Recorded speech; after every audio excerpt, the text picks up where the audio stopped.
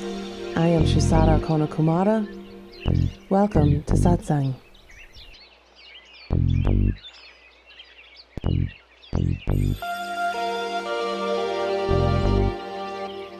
You are beginningless.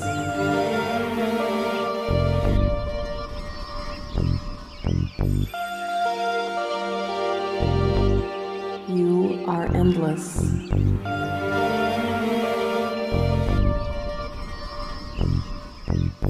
You are divine.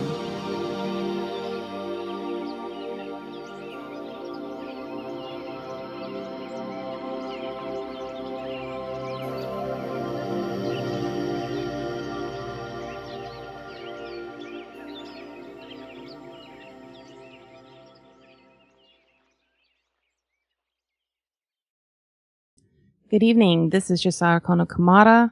Thank you for tuning in to Satsang with the Kumara Center. I'm joined by PLAN again tonight, and we're thrilled to have you with us. We won't waste any time here. We're going to get started. Go ahead and take a nice deep breath. Get yourself centered. Call yourself forward.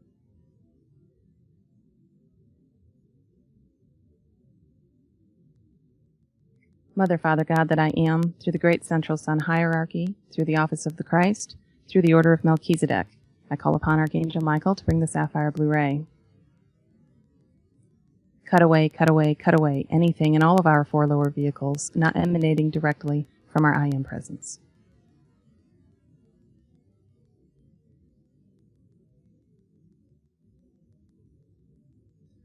I now call on Archangel Zachiel, keeper of the violet flame. Blaze, blaze, blaze the violet flame through all of our four lower bodies. Transmute, transmute, transmute all the psychic debris Michael has cut free. I now bring forth the invincible ring pass knot and the mirror blue light of invisibility to completely surround each of us. And I call forth a shaft of pure Christ light to surround each of us, and I ask that these tubes of light be brought to the center of the earth, where I call on Archangel Gabriel to seal them, and I ask that the legions of Michael completely surround each tube of light. And now I ask that our vibrations be raised high above the psychic and astral worlds to the highest realm of illumined truth we each can attain at this time.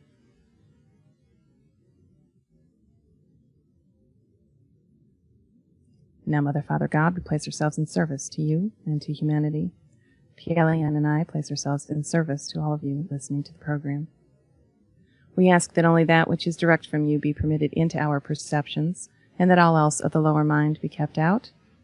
And we ask that only that which is direct from you be permitted through us. Because we have asked this, we consider it so. So be it. I'm going to ask you to just hold that for a moment.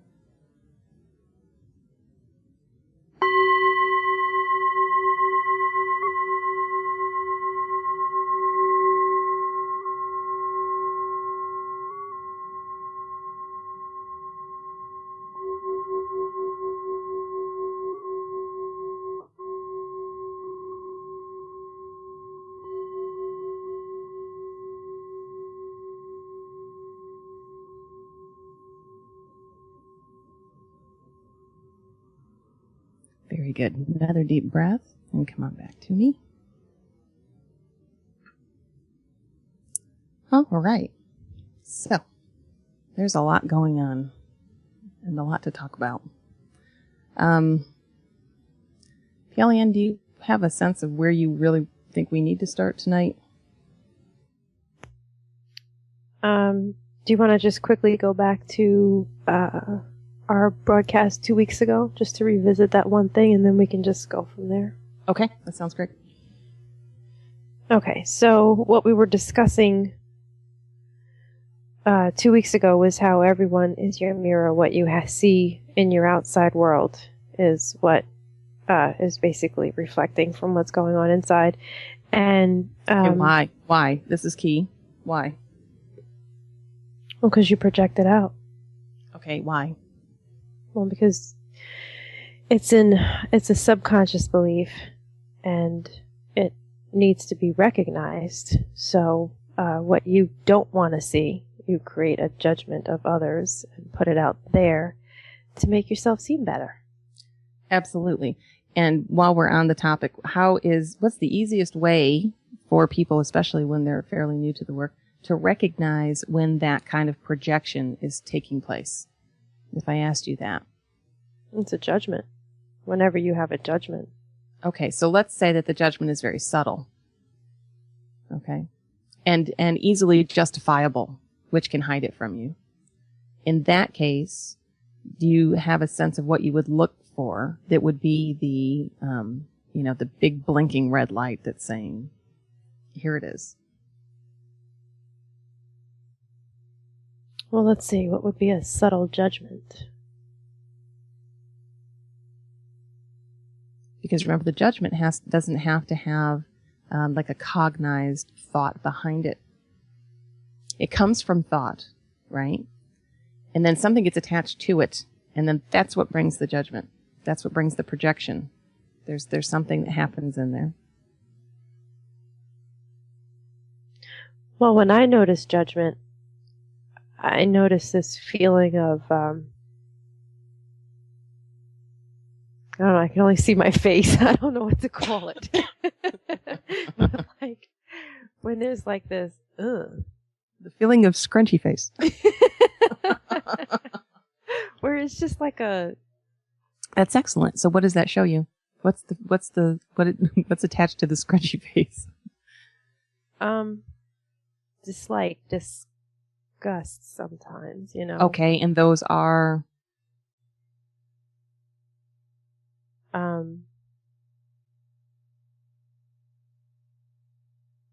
do you mean, like negative states of emotion? Is that where you're going with that? Good. Oh, okay. Emotion. Okay. So it's the emotion that actually shows the projection.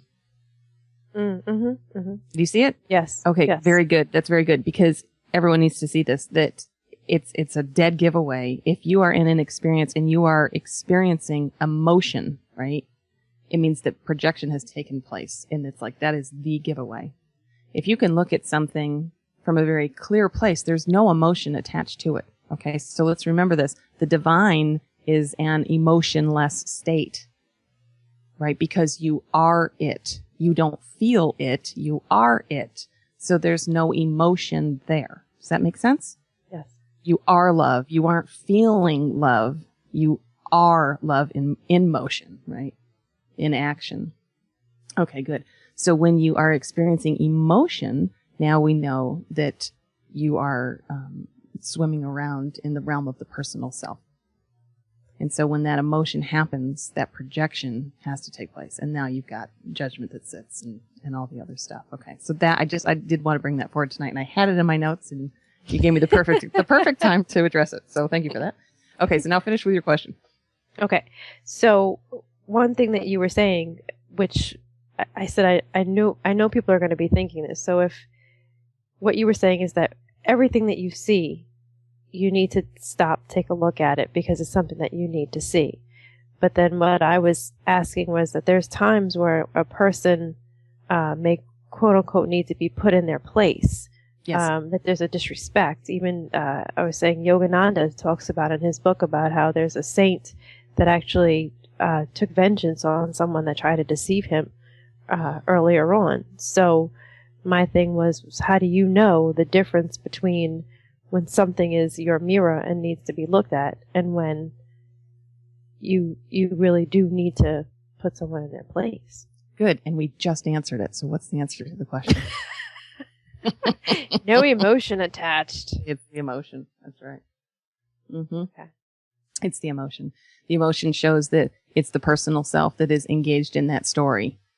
All right. So in the example of the saint who, if that's how Yogananda worded it, that he took vengeance on someone, it wasn't vengeance from a personal place. Okay. It was because in that moment, the saint coming, it's not the saint, it's actually the eternal. And the eternal is showing through the act that has taken place, showing the individual what needs to be seen. Right? So if someone has wronged you and you can see that they're functioning outside of, okay, so this is tricky, but let's understand this. Your morality is actually, morality comes out of the divine. Okay. It's not man-made. And so true morality comes from that space. If you can stand in the space where you witness that someone has taken an immoral action, we'll use that term, then from a divine place, from a Christed place, you absolutely would put that person in their place, because that's what they need to see, that they're acting outside of what is divine, right? Because they're functioning from the lower mind, they're functioning from that personal self. And the personal self is seated in what? Domination, manipulation, and control. So that ego is taking steps to function from that place. So they've done something that we're going to, in this situation, call immoral. Now, from a personal place, maybe you take judgment on them because of all the things you've ever learned about what it is to be immoral. So let's say the person lied, right? And so you will take that, and of course you have a whole huge story built on, how it's wrong to lie and this and that, and maybe you even have a religious context that comes into play with it, and all of that. That is personal, right? So you would feel the emotion attached to it because you would feel wronged. See what I'm saying? In the story of the saint wouldn't have felt wronged. The saint would have just witnessed that what took place was wrong. And now the saint has the opportunity, and even the obligation to a certain degree, to present what is right. And this is very tricky. Now remember, I've told everybody, and will continue to, over and over, how paradoxical this work is. Because on one level, there is no right and wrong. And you need to come to this space of equanimity where you see that everything is perfect. Okay? On another level, there absolutely is. There's right action. Right action is right action, right? And so from that space, when you witness what's happening in the world, you can see things that are absolutely, they're just not okay, right? And they're not, spirit wouldn't support that, right? Like, hitting, any kind of physical abuse is not okay. Universally, it is not okay.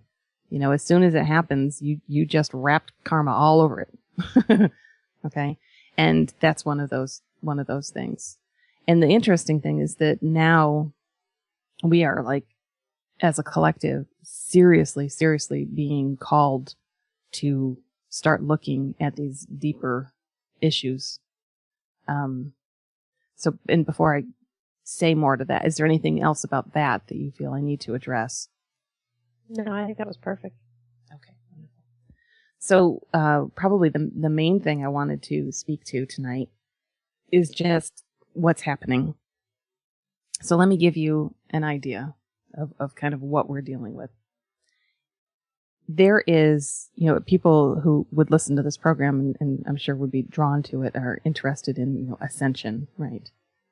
So ascension is certainly that moving up in a vibratory place. We can look at it as it's literally just vibration, right? As your consciousness raises, it's like a dimmer switch on a light bulb. If the light bulb is turned way down, it's vibrating much less slowly, therefore creating less light.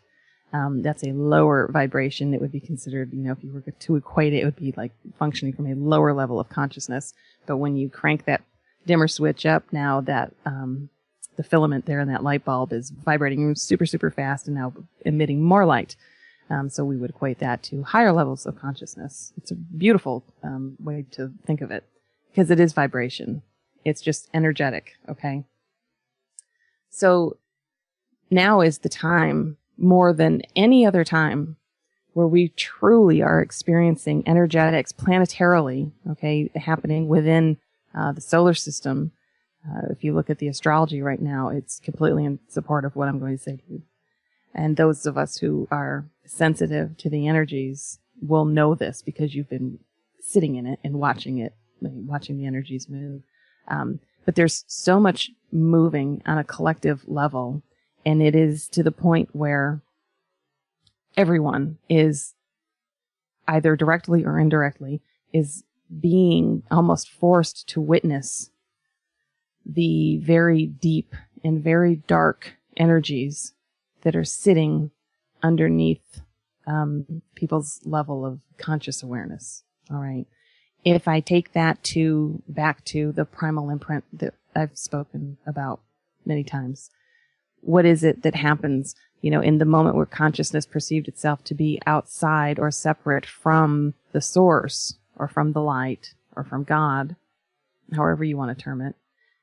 In that moment when consciousness fell, because it identified itself as being separate, all of the negative states of mind came into being. They came into being in order, okay? And there is an order. And they came into being spiraling downward, and the lowest that it goes is death. And then the positive states of mind were actually born out of those negative states of mind because it was so painful where consciousness was sitting that it literally, the lower mind created something to swing it out of sitting in that level of pain. Hope being a big part of that. Yeah. So what we're looking at now at a collective level are those very deep, hidden areas. Deep, deep pain. Extremely deep levels of shame. Okay? Huge amounts of anger. I would even say rage that we're seeing coming forward. All right? In the outside world, we're going to witness it because what do we know? We know that in the inner world, the collective as a whole has not been willing to deal with these emotions. Okay? So if you think about your own experience, how many times have you been in pain and then you have taken action to get out of the pain rather than allowing yourself to really be in it and to experience it fully and to see what it was there to show you. All right? And everybody does that. So look at it on a collective level. We have, 7 billion individuals walking around on the planet, all who have this pain that sits down there. Well, on a collective level, that's an enormous energetic load, right? And it's been pushed back, through collective denial and collective repression for millennia. So now what we're seeing is that because we weren't collectively willing to do the inner work, right?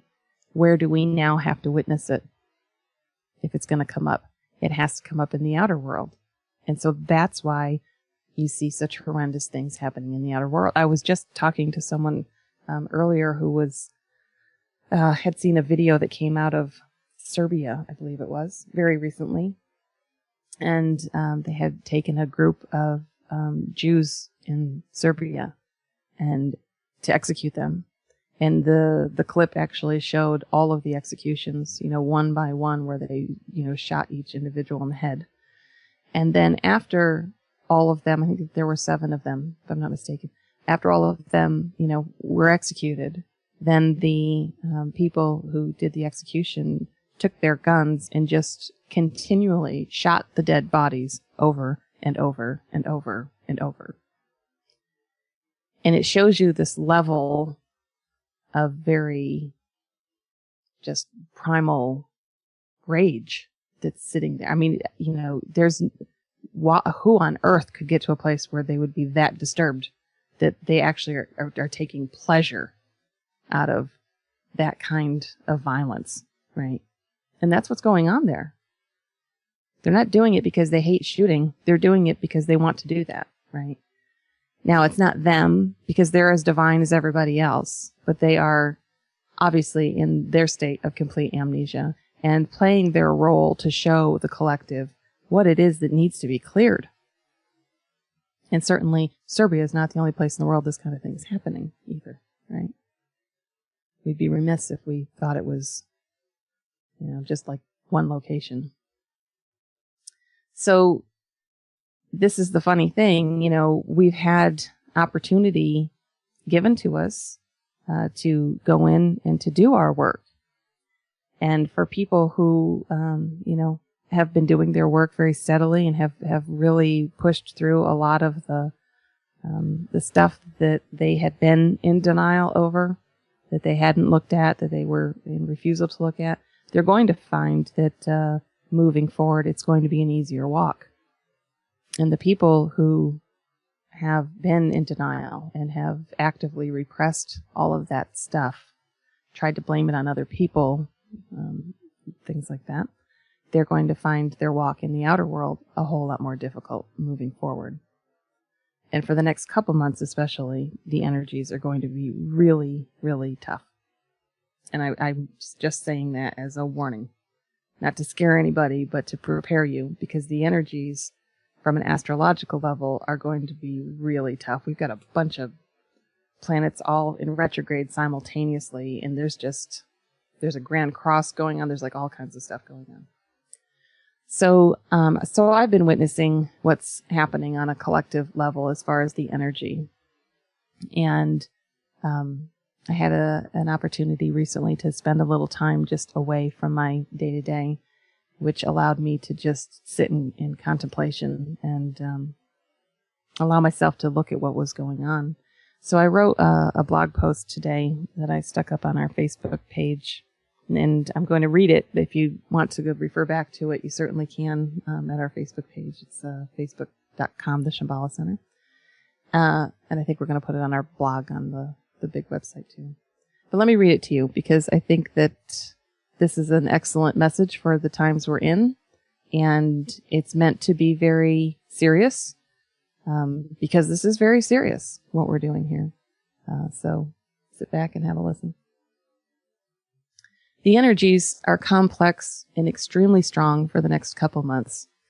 Everything that needs to be transformed is coming up for everyone right now. Specifically, long-held pain within the male-female dynamic that surrounds the collective of women, their roles, subjugation, how they've been seen as inferior, even as property by men for the fulfilling of their own lower chakra primal needs. Think sexual gratification, procreation, and the creating and maintenance of that surrounds like the home and food. It's all coming up in a big way. The sacred essence of the female has not been honored, and that is no longer acceptable. Both males and females will feel this energy. Females need to step forward now into their authority and either cease the codependent relationships that they find themselves entangled in, or demand immediate change in them. Males must look within and find where they haven't honored the women in their lives, where they saw them as a sexual tool rather than a sacred being, where they depended on women to do things for them to make life easier and were unwilling to take the responsibility upon themselves. Men have wielded their physical strength over women and have used it to dominate and control them. Women have remained too humble and have been afraid to speak the truth about what has been happening. A rebalancing needs to take place. Males need to find their humility, and females must find their strength. No one, and I mean no one, will be exempt from this huge shifting of energy. Remember, we are moving through the beginning of an enormous restructuring of the consciousness on the planet. How each person chooses to deal with what life brings them right now will do one of two things. Number one, the person remains in denial, chooses to hold the victim role, refuses to do the inner work necessary to launch the change which will move them out of the ego and into the heart. These people will live out the dissolution in the physical. They will lose jobs, lose marriages, have accidents, etc. They will watch their world fall apart from the outside because they refused to see how it was falling apart on the inside and to take action when they had the chance. Number two, the person accepts that they are living now in their past. The choices made in the past from the ego's need for domination, manipulation, and control set the energies for what they have called forward and are now experiencing. This person will witness that they have deep work to do in order to transcend the patterns that have allowed them to function from the ego and not the heart. It will be challenging, it will test their mettle, but they will find the courage and dedication required to transcend what is happening in their world. Not by the ego's subtle tricks and schemes to manipulate situations and others to bend to its will, but by humility and acceptance that they have been focused only on themselves, locked in a world of pain and judgment, and it is time to end that cycle. Wherever you fit in, you will receive whatever you call forward. Your choices today will determine your future. Only you are responsible for what happens tomorrow, and don't forget that. All right. Little serious, somber message from Shusara tonight. But this is the truth of the matter. There is an enormous restructuring starting. And, everyone, all of you who looked forward to 2012 and then the day after, on December 22nd, who sat back and said, nothing happened, you were wrong. A lot happened. And we're seeing the results of what happened coming forward now. Okay? It was back in 2013 that this shift really did start. So from an astrological place, if it got tracked back through, I think it was through the moons, they could find where it actually kind of started, and it was in 2013. And now we're leading up into this huge energetic push for just all of the garbage to fall away. So on this planet, think of it this way. All of you are interested in ascending, right? You have the understanding that ascension means that you literally are walking off the life-death cycle. It means that karma is no longer binding to you. That will be balanced, right? There will be no reason to return to third density. All right. Your experience, your level of awareness after that shift occurs will be that of the illumined worlds, wherever it is that you last called home before you came here in service. In order for all that to happen, what is it that you think is going to happen? Do you think that this world is just one day going to be, peachy keen? Everything's just going to be perfect? I mean, is that what's sitting in there? And why does it sit there? It sits there because everyone's afraid of what the alternative is. And that's what we're literally in the middle of. It has to, if it isn't supportive from the place of the divine, okay, it has to fall away. So as we look at, say, the banking system, obviously a very man-made, ego-centered system of control on the planet. It is not coming from the space of the heart. There's nothing within the banking system that is based in scarcity and lack that comes from the heart. How does a planet ascend and its humanity ascend to a higher level of resonance and still carry that forward? It can't. And remember what I've told you, there is a barrier between fallen consciousness, the fallen worlds, and the illumined worlds. It's there very specifically so that nothing could ever breach that gap that would contaminate the illumined worlds.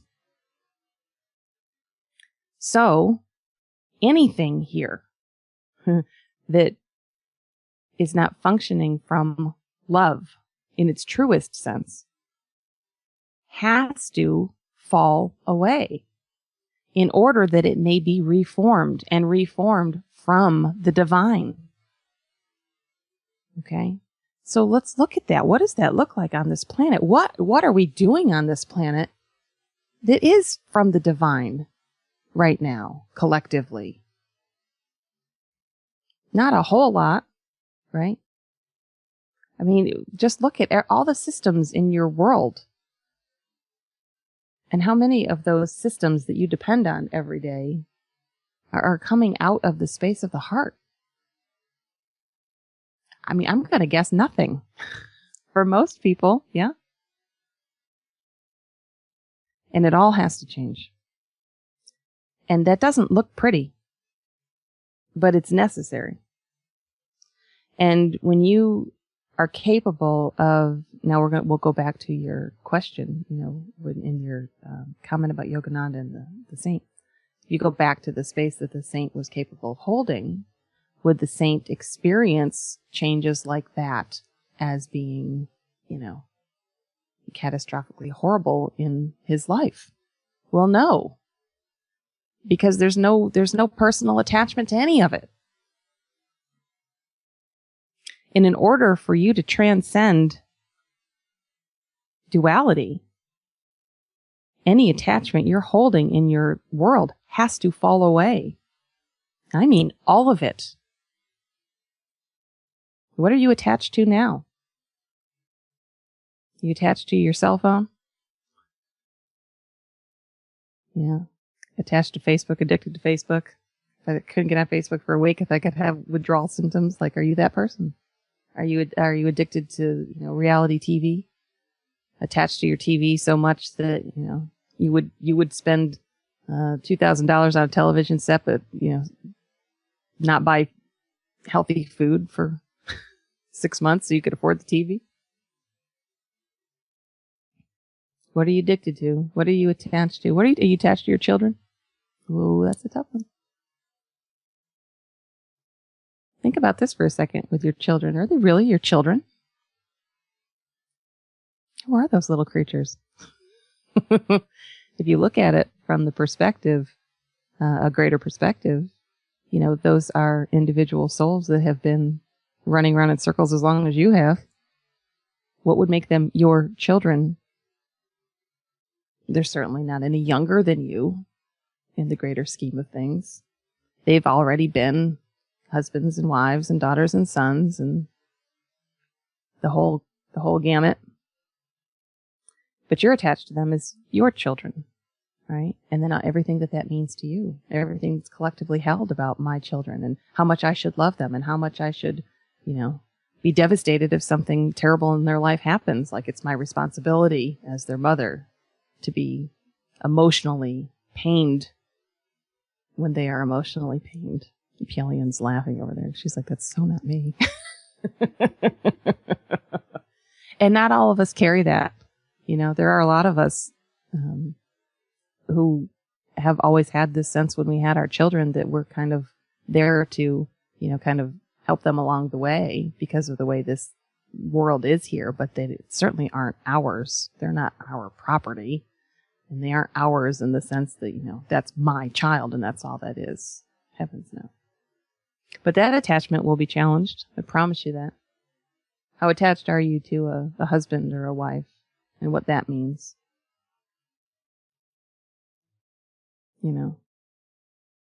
These are big questions. Really big questions. How attached are you to your career? How you make your income. If you've gone to school and labored really hard to hold a certain kind of title, how attached are you to that title? And that is your identifier in life, If you were a prominent doctor, would you be comfortable moving through the world with no one ever calling you doctor? Or does doctor mean something to you? Right? Or any of the titles that we carry. I laughed when it came to having to figure out for the Shambhala Center what you would call me. Which is insane. The idea of someone calling me Reverend just cracked me up. I'm supposed to have a title. What does that mean? It doesn't mean anything. It doesn't mean anything. But in another sense, it does mean something. Again, there's the paradox, right? To me, it means nothing. To others, it should mean something. And that's something that we have to look at too. This is a time when we are being called to truly begin to honor the things in this world that are worthy of honor, that most often have been overlooked. There are individuals on this planet who have worked selflessly for the planet itself, for humanity, for the raising of consciousness on the planet, and get no credit for it whatsoever. Now, do they care that they don't get credit? I doubt it. But that doesn't mean that the credit isn't deserved and that credit shouldn't be given. You understand what I'm saying? Pelian, you spoke to this earlier before the program. Do you want to say anything about that?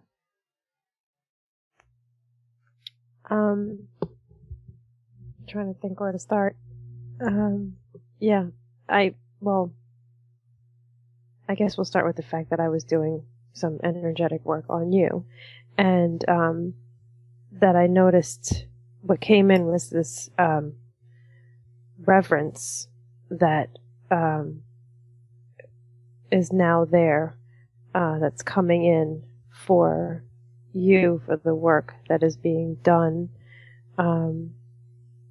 that people will see. Because before it was kind of a struggle to kind of get people to understand the importance, the value of this work. And what I saw was that there is this reverence coming through, where people will see the value, and have gratitude, like true gratitude for the work and for you also. Right. And, remember this, that it's not me, okay? It's the eternal. That's very important, okay? That it's not personal. So the reverence is there for the eternal, because it is the eternal that speaks through this form, and that can deliver a message in a way that can work its way into consciousness. Okay, that's the eternal. It's not me. So that's fine, right? Certainly anyone in my position is not out looking for that. It just does not work that way. But there is, it's like if I look at how I view my guide, I have a reverence for her that is absolutely sacred. I mean, absolutely sacred. The same way that I would view my experience with Sananda, with Jesus, or in my own lineage, Sanat Kumara. I mean, there's a reverence there because it is so honored, it is so sacred, that it is not something to be taken lightly. And collectively, yes, we will have to move into the space where we recognize those who are holding that level of energy, because that's what it is. It's an energy that we're capable of carrying, right? And then we're capable of moving that out to groups of people. It's an amazing gift, and it needs to be revered.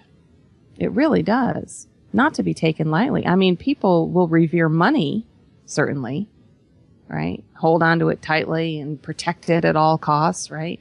And the shift, it has to happen. People have to move into this space, and it's going to happen. And unfortunately, because humanity is what it is, it's going to take the collapse or near collapse of a lot of the things that, the society just functions on, in order for people to wake up and see what's really going on, what's really important here. At the end of the day, doesn't matter what you do for a job, doesn't matter how much money you got, when you exit the world, or is the important thing how you functioned in the world, right? I mean, we're here, we have an opportunity to live exalted, exhilarating, beautiful lives, and almost no one is taking advantage of that magic, right? And that's exactly what it is. So if you are living in your heart and you are functioning from that space, the universe is going to bring you everything that you desire. Now remember, that desire is the will of God. That's not a personal desire. It's not me saying, oh, I want $2 million. It's not that. It's what the heart desires, right? And the magic of the universe will absolutely be in support of that. And you can't even imagine what could be in store for you, what you as God will do through God that will manifest as your life, right? It's meant to be precious and beautiful and amazing. But people can't walk that when they're living in the space of, it's all about me. I have to protect myself. I have to guard against others. I have to do my best to come out on top over others. As long as we're sitting there, we will just continue to perpetuate the pain and all of these things that are just so horrendous, to look at, and heartbreaking in this world. And it just doesn't have to be that way. All right. So maybe enough of that sermon, you think? Is that enough? I'm sure we'll revisit it a few weeks down from now. Most likely. Okay, so let's do something. We started when we started these programs back in November, I think it was, getting into what the actual work is that we do. And there actually is work we do here. I spoke with one of my students earlier today, and she had a question. She's been a student of mine for some time, but it's been a while since, because I stopped working one-on-one with people, and it's been a while since she really sat down and did what we would call a process. And she had forgotten kind of the steps that are taken. So I thought I would take a few minutes tonight and address that, so that for those of you who have listened from the beginning, who felt like we maybe dropped off at a certain place and were interested in beginning to take this to the next step, to give you something to begin moving with. All right, so here's what the work is, okay? There's a certain level of our work that we call processing work. And this is the opportunity for you to actually slow down the process of mind in order to be able to view into it and see what it's comprised of. All right? Because the lower mind, something that you are familiar with as ego, has, it is what we call patterned consciousness. All right? It is not conscious. It is a program, and this program is very specific. And this program runs for everybody because there's only one program and there's only one personality out there. It just appears as 7 billion personalities, but it's only one. It is singular. Just as your divine nature is singular, the lower mind is singular. All right.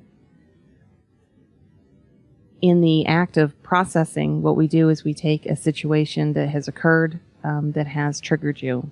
Now, triggering can happen on the negative side, and it can happen on a positive side. Usually, it's easier for people to work the negative side first. Not many people get triggered on positive. You might. I'm taking jabs at Peolia. Okay, so she's laughing. She's like, I always get triggered when someone loves me. I hate that. Oh, okay. Remember, it's supposed to be fun. There's a lot of laughter when you do deep spiritual work. Okay. You take something that triggers you, okay, such as being cut off in traffic. That's all it could take. Or stubbing your toe, or you look outside and it's raining, whatever. You take something that triggers you, and then what you're going to do first is you're going to sit down with a pen or pencil and a piece of paper, preferably a whole notebook, and write about what happened, all right? Now, you can write it from a reporter's point of view, which is very objective, or you can write it from your personal point of view, which is quite colorful, I'm sure. Okay. So you get it all down on paper. And there is a reason that we handwrite it. We handwrite it because the mind moves so quickly that you will not experience a tenth of what's going on there unless you slow it down. And the perfect way to slow down the mind is to write using your hand, because you can only write so fast. You can type really fast, but handwriting is not a fast process, and it forces you to slow it down. All right. I don't let my students start typing things until they are well underway in their work, just because of this reason. You have to train the mind to do this. All right. Remember, the mind is in complete resistance to all of it in the beginning. So we have to be, we have to be very diligent on how we train it. Okay. It's a mad little monkey. So, okay, you've written it down. Now I would ask for you to go in, and there are kind of different ways that I do this. So I'm just going to give you a rough idea tonight. I'd ask you to go in, and I would ask you to look for the roles that were played out. Now remember, we talked about the 3 basic roles being the role of the victim, the role of the perpetrator, and then the role of the savior.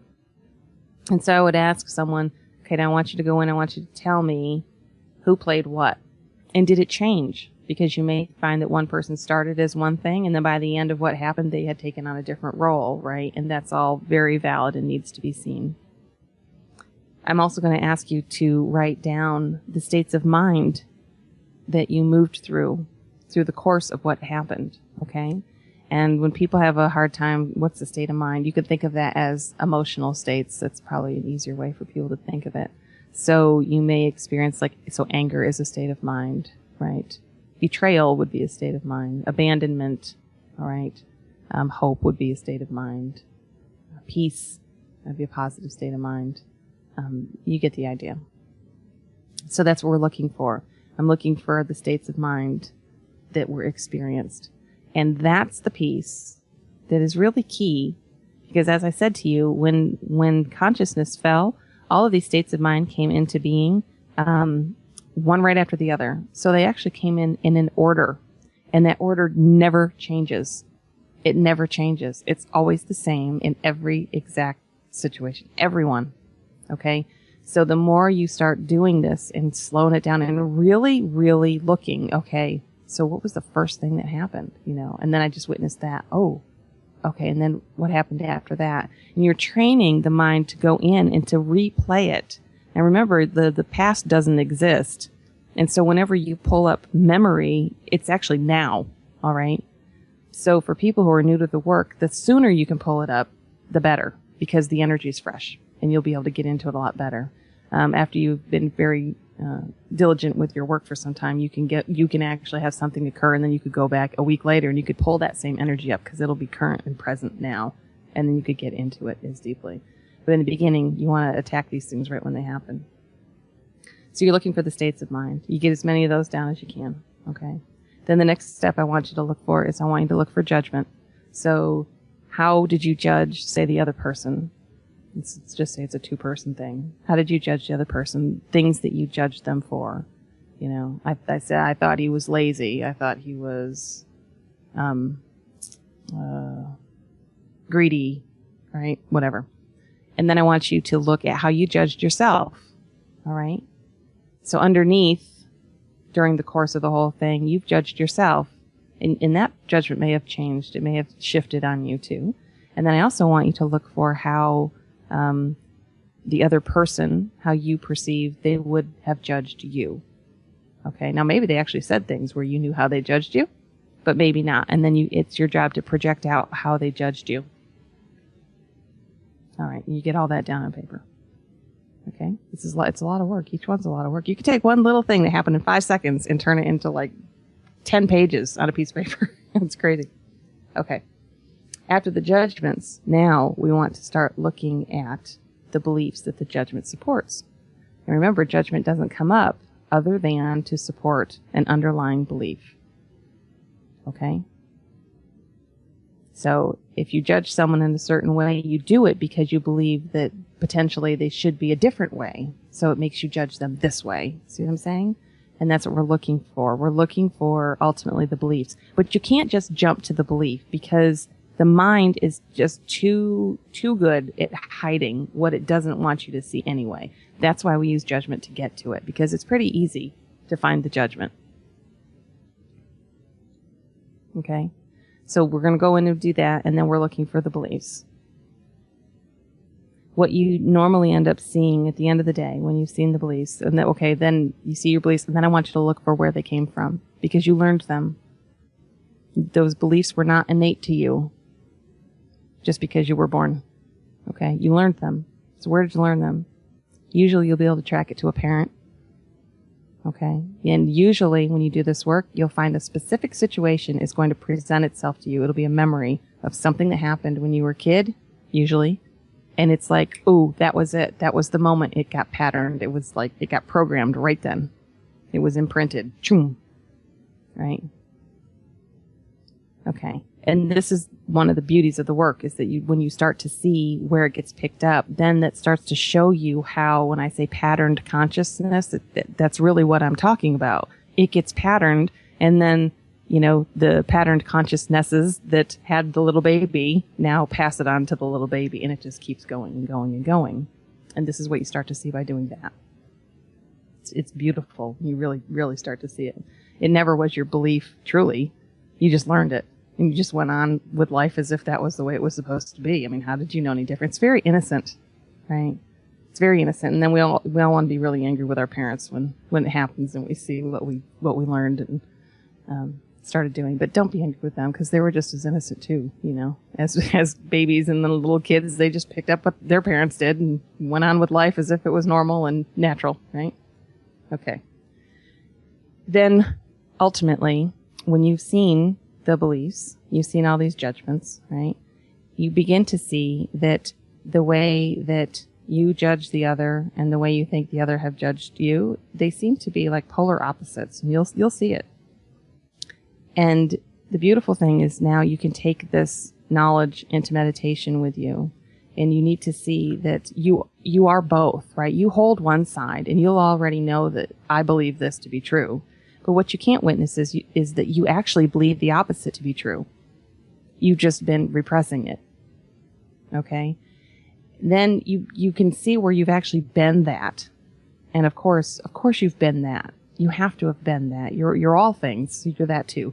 And then you get to see that you've been that. And when you can be honest and objectively say, oh my gosh, I have been that, whatever it is. Now you have the puzzle pieces ready to put together. Now when you take that into meditation and you can say that I have been this, and then the opposite is this, and you can own both. I mean, emotionally really own them, right? Because one side you feel good about, one side you don't feel good about. That side that you don't feel good about, you need to go in and feel it. See the pain that it puts on other people. Feel what it must be to be on the receiving end of that, right? And it hurts. And that's okay. You need to confront this stuff, right? You see both, owning them. You take it into meditation, and you call forward that violet flame, that transmuting flame. And what I want you to do is to bring those polar opposites together, and you ask that they be transmuted back into their divine state. Okay? Because you are neither of them.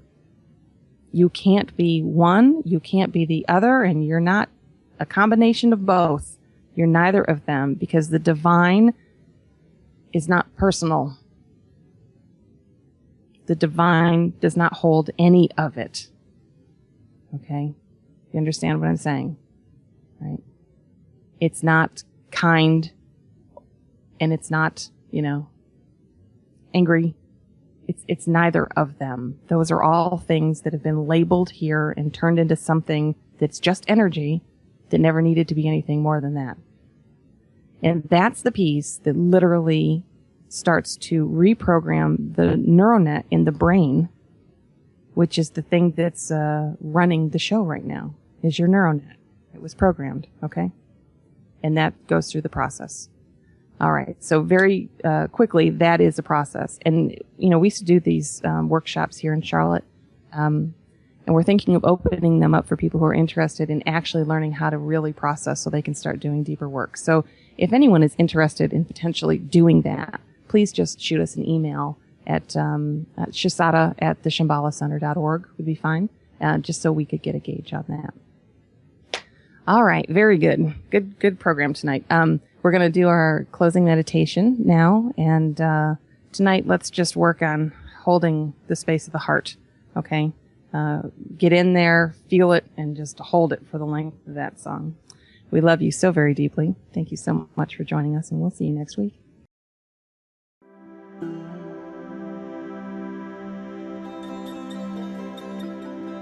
Ashuja Keshava Shri Radha Madhava Jaya Jaya Vrindavaneshwari Ashuja Keshava Shri Radha Madhava Jaya Jaya Vrindavaneshwari Ashuja Keshava Shri Radha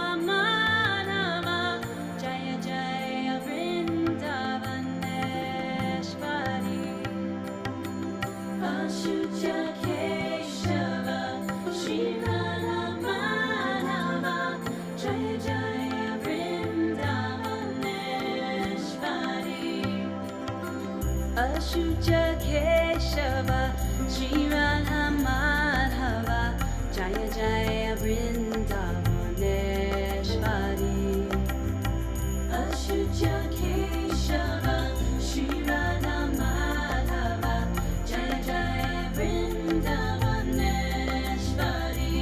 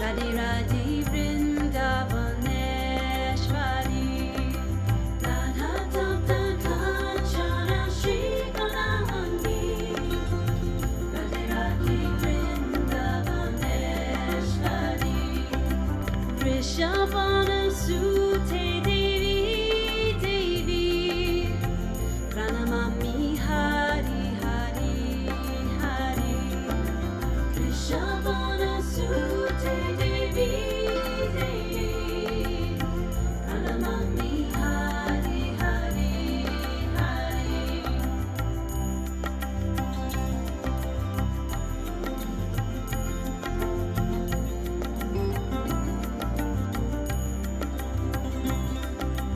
Radhe Radhe Radhe Shri Radhe Radhe Radhe Radhe Radhe Radhe Radhe Radhe Shri Radhe Radhe Radhe Radhe Radhe Radhe Radhe Shri Radhe Radhe Radhe Radhe Radhe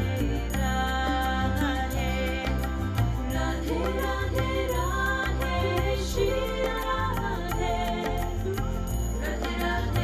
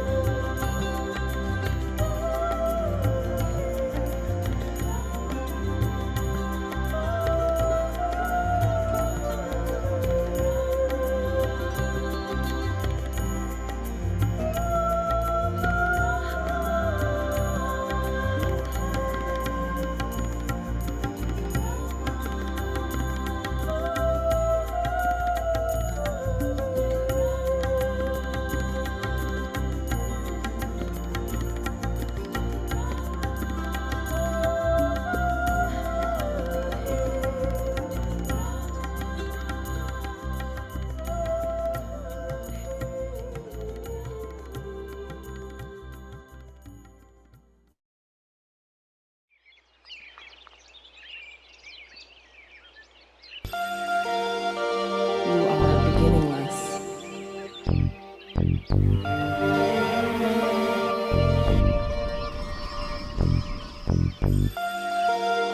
You are endless.